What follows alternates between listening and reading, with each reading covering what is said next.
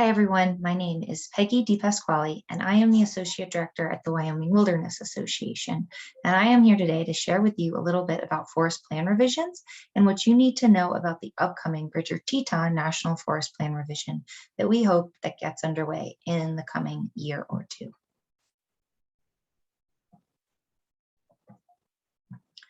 To begin, we're going to answer the simple question, what is a forest plan? And we're going to use this model of a question to guide us today. So let's dive in. What is a forest plan? A forest plan is developed by the National Forest with public and tribal engagement. The public means all of you, so please don't hesitate to get involved as these forest planning processes are underway. The ultimate forest plan is a comprehensive plan that ultimately dictates how the agency will manage the land, what uses can occur, and where. This process is followed by the travel management planning, as we're seeing on the Shoshone National Forest Service. At times, travel management planning is kind of grouped in with forest planning, but in this case, we believe those two things will happen separately. How is a forest plan created? So this is a pretty complicated process, to be honest with you, with lots of nuances along the way, but the nuts and bolts of it are these three steps. So as soon as the Forest Service gets started, they're going to dive in to a whole series of assessments that we're going to go over in a minute, but those cover everything from logging to grazing to energy to wilderness to trails. Once they figure out what the status quo is and what's happening on the ground and how it's being managed, they use all of that information to move in to the plan development, which is driven very similarly through the NEPA process, with a couple exceptions that I'll talk about in a minute. So this means that they have to go through the process of creating alternatives, engaging the public through public comment period and information sessions, and ultimately putting out a decision based on that process. But our work isn't over once they've come up with what the forest plan is, because we then move into the phase of when that plan is put into action. And even though the National Forest Plan from 1990 is 31 years old, we're still in a phase where we're putting that into action and holding the forest accountable to what they said they would do. So even after the forest planning is carried out and finalized, we as the public and organizations like Wyoming Wilderness Association still have a lot of work to do in that third ongoing phase. As I mentioned, the assessment covers a lot, and I'm just going to go through this list really quickly because these are some of the things the Wyoming Wilderness Association has been focusing on, but please know that there is a whole list in the Forest Service handbook on assessment on our information page that you can all take a look at and get a more comprehensive understanding of all the different things the forest will be looking at during this assessment phase. So we're looking at energy, timber, mining, air, soil, water quality, infrastructure, meaning buildings, bathrooms, parking lots, things like that across the forest, cultural resources. These are historic sites and archaeological sites, invasives, that's animal and plant, threatened and endangered species, recreation, where it's happening, how it's being managed, illegal use, existing designations, so wild and scenic, wilderness study area, and the list goes on. Areas of tribal importance, so where do the tribes deem to be significant and why, and how can we better manage those areas to respect the tribal history that exists on the landscape, aquatics, and as I said, the list goes on. So please check out the forest handbook that we have on our information page to get a better understanding of all of this. Something else to understand about assessment is that right now, even though that we haven't gotten the planning process started and we're not in the official assessment phase, pre-assessment is happening. You'll notice that the forest did a big wild and scenic inventory and sought public input on that a couple of years ago. And they're currently looking at all sorts of things to better prepare themselves. Once we get into the official assessment phase, things start moving really, really quickly. So at this point in time, even though we haven't begun, a lot of our pre-assessment work can happen for us to better inform the process once it actually gets underway. What's included in the plan development? So as I mentioned, after we get all of that information about what's happening on the ground right now, what things look like, and how things are being managed, we use all of that information to inform the plan development. And this all begins with creating a need for change. So if we looked at the 1990 plan and we said, actually, it's managing the forest perfectly. We have no need to change what's happening right now. There would be no reason for a plan revision. But as you can all imagine, with information on climate change, migration corridors, important habitat, need for new wilderness, a need for change statement is very easily created. And right now, Wyoming Wilderness Association is looking to see how we can inform that need for change statement, because based on what they decide needs to change, that will impact what the plan development looks like. The next step is defining distinctive roles and contributions. And so the National Forest Service looks across every different forest and figures out what that role has that's unique from other forests. What roles does it play? What does it contribute? And the Bridger-Teton National Forest is a really wild forest that's very, very important to people getting out into these places to recreate and find solitude. And so the National Forest Service may look at different distinctive roles and contributions for the Bridger-Teton than they may look at for forests elsewhere, considering it's really important distinctive roles and contributions for just the human experience.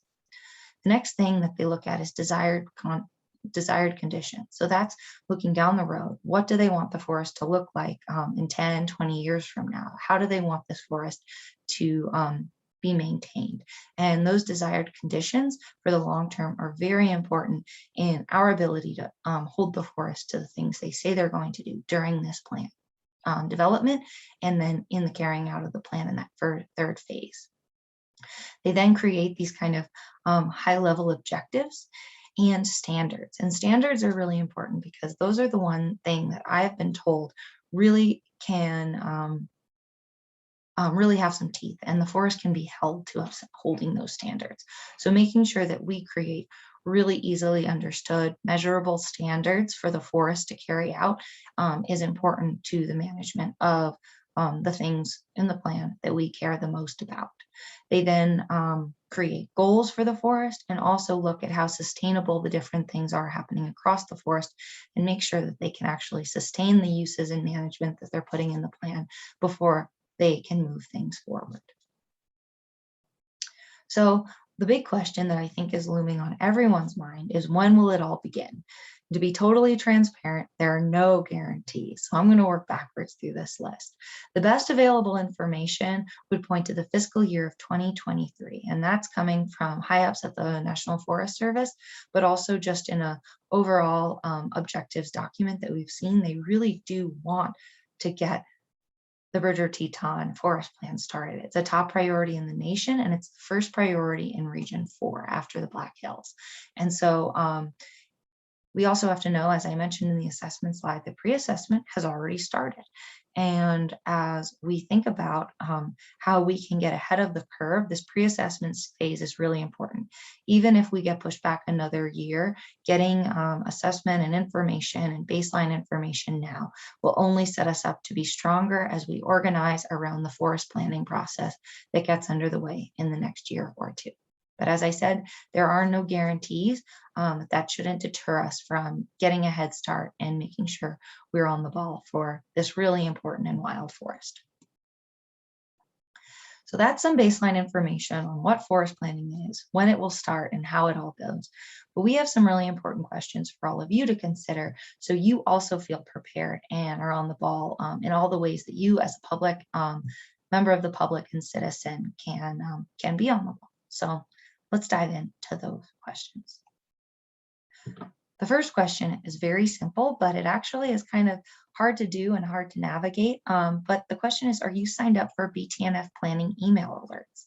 And this is something that you have to take on yourself to go onto the website and sign up. But it's not through the USDA.gov website. You need to go to public.govdelivery.com in order to subscribe and get on get on the listserv, or you can click on sign up for USFS updates on our information page. But that's the URL right there for you to sign up for these updates. Once you've signed up, you'll be taken to this page and you get to manage what you are subscribed for. So there is a list of every national forest in the country. So if you're interested in more than just the Bridger-Teton National Forest like I am, you might sign up for updates from Shoshone National Forest or the Caribou-Targhee National Forest, Medbo or the Bighorn, or other forests from across the country. But within each of those forests, you actually have the opportunity to sign up for all sorts of different updates.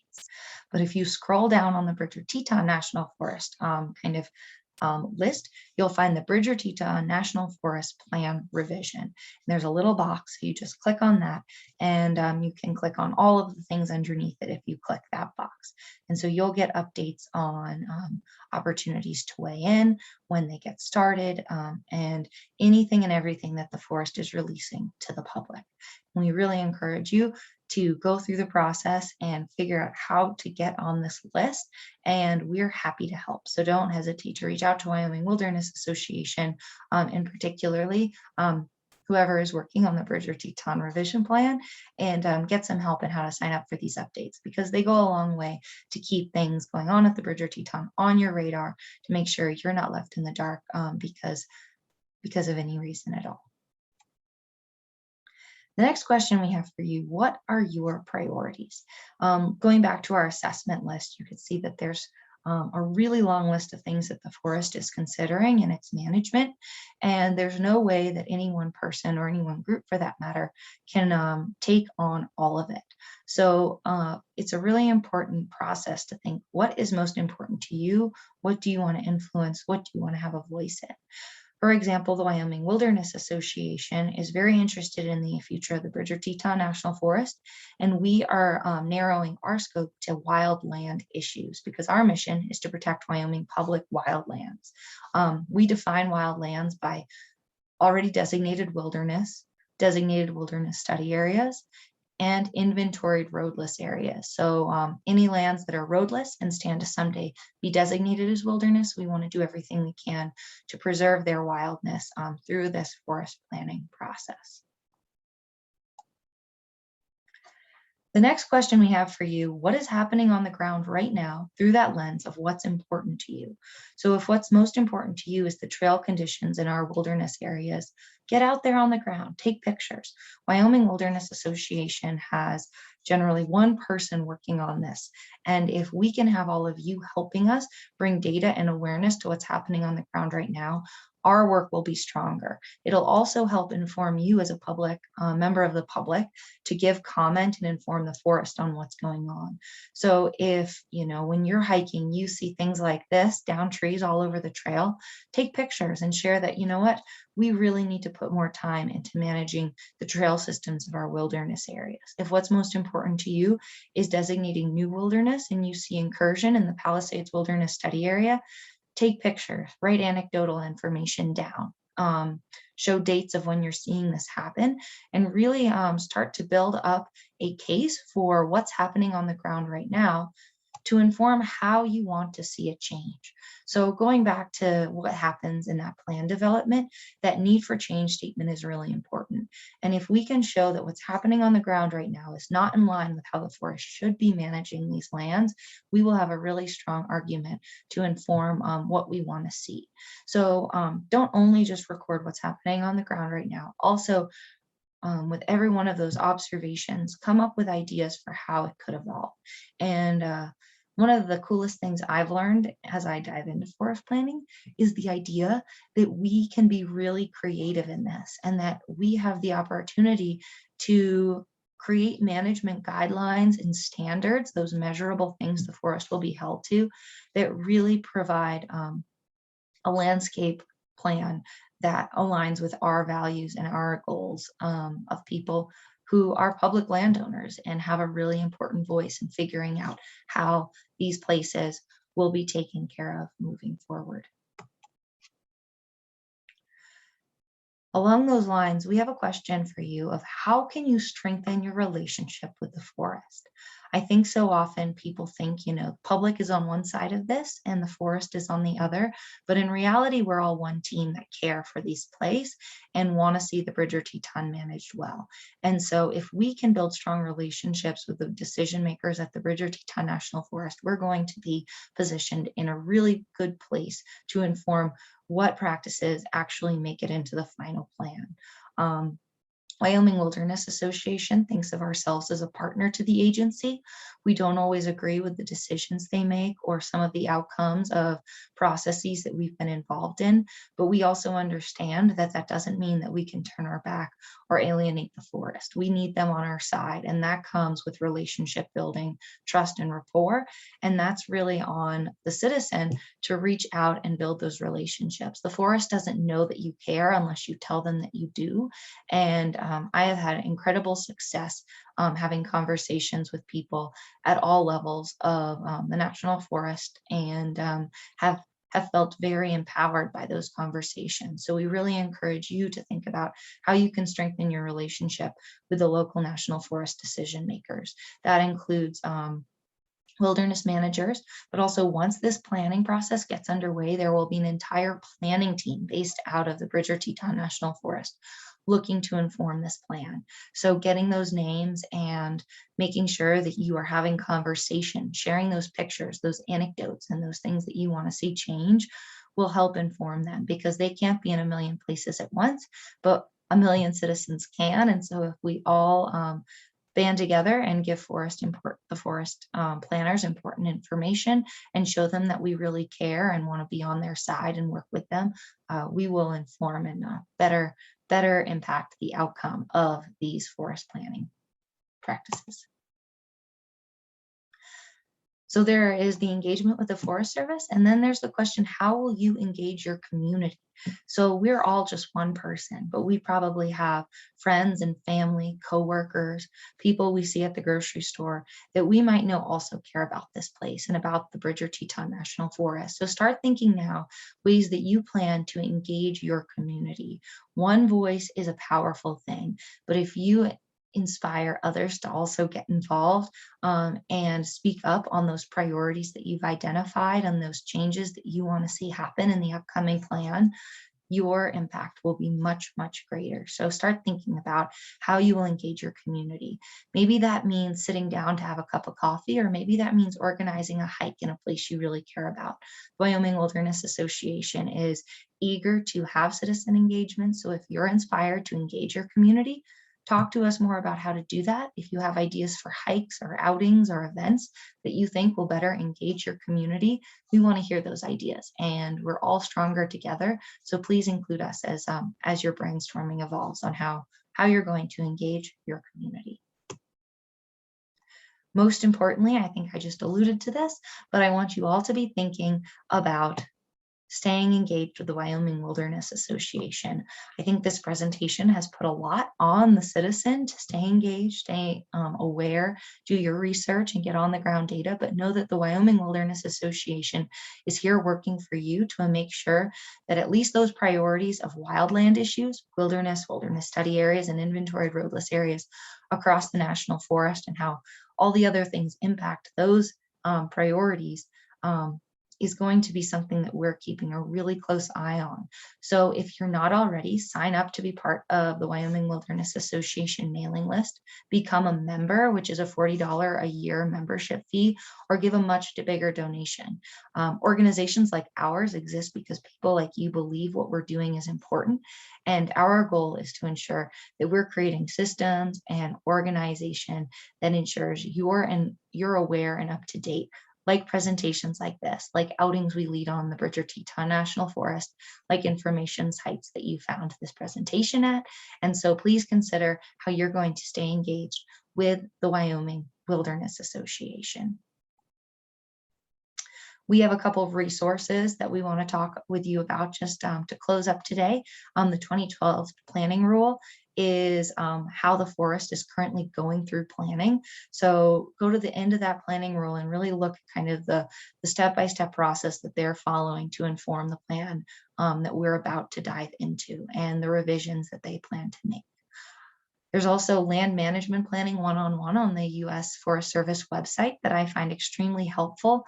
Lots of groups like mine like to try and synthesize and help communicate what the Forest Service provides, but really going straight to the horse's mouth is the best way to make sure that you know what's happening on the ground. But if you want more information than what WWA has and the Forest Service rundown of it all doesn't make total sense, the Outdoor Alliance Citizen Guide to Forest Planning, I believe, is one of the most well-communicated documents out there to inform you on how you can stay involved and have a voice in the upcoming plan revision.